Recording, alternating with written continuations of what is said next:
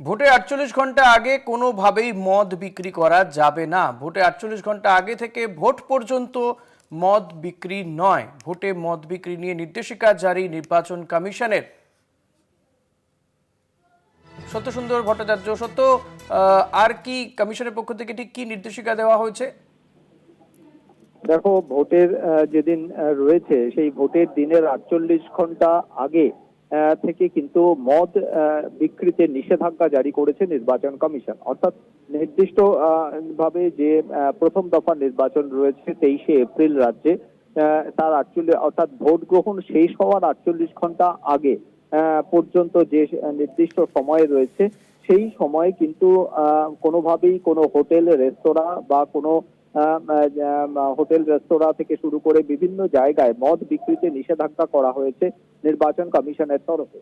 এবং সেখানে representation of people act 1951, জনপ্রতিনিধিত্ব আইনের সেখানে ১৩৫ ধারা অনুযায়ী এই নিষেধাজ্ঞা বলবৎ করেছে নির্বাচন কমিশন। প্রথম দফার নির্বাচনের ক্ষেত্রে সেটা ২১শে এপ্রিল সন্ধে ৬টার পর থেকে, অর্থাৎ যখন থেকে সাইলেন্স পিরিয়ড শুরু হচ্ছে সেই সময় থেকে মদ বিক্রিতে নিষেধাজ্ঞা রয়েছে। এবং অন্য যে দ্বিতীয় দফায় যে নির্বাচন রয়েছে অর্থাৎ ২৯শে এপ্রিল, ঠিক তার ৪৮ ঘন্টা, ভোট শেষ হওয়ার ৪৮ ঘন্টা আগে অর্থাৎ ২৭শে এপ্রিল সন্ধে ৬টার পর থেকে কিন্তু এই মদ বিক্রিতে নিষেধাজ্ঞা জারি করেছে নির্বাচন কমিশন।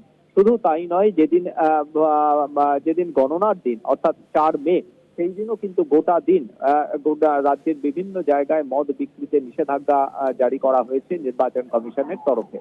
সত্য, আমাদের রাজ্যে দু দফায় নির্বাচন, সেক্ষেত্রে কি প্রথম দফায় যে সমস্ত এলাকায় ভোট গ্রহণ হবে না সেখানেও বন্ধ থাকবে মদ বিক্রি?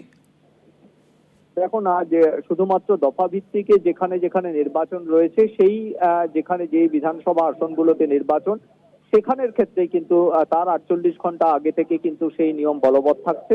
অর্থাৎ আচ্ছা, দ্বিতীয় দফার ক্ষেত্রে আলাদা তারিখ এবং প্রথম দফার ক্ষেত্রে ৪৮ ঘন্টার সময়সীমা আলাদা তারিখ থেকেই হবে বলে কমিশনের তরফে বিজ্ঞপ্তি দিয়ে জানানো হয়েছে।